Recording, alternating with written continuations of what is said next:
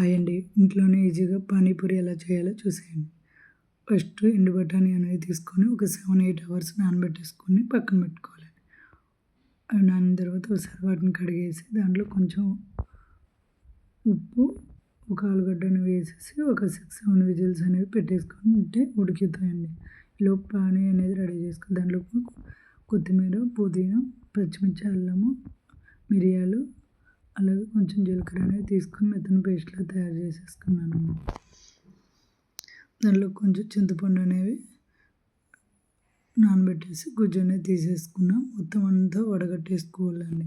ఎందుకంటే మనం అంతా మిక్సీ పెట్టాం కదా పేస్ట్ని, అదేమన్నా దాని లోపల ఏదైనా పిప్పి ఉంటే అంతా బయటకు వచ్చేస్తుందని మనం వడగట్టేస్తే.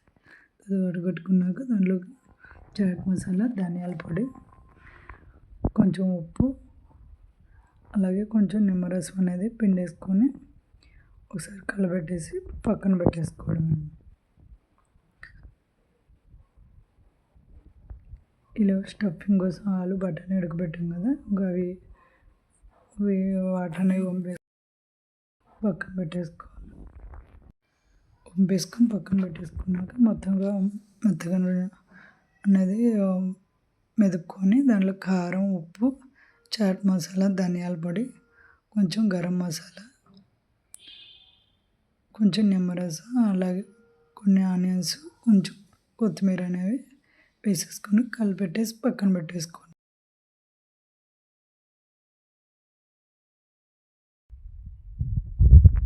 అంతే, స్టఫింగ్ కూడా రెడీ అయిపోయింది.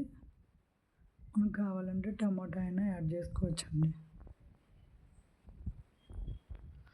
తర్వాత నేనేంటంటే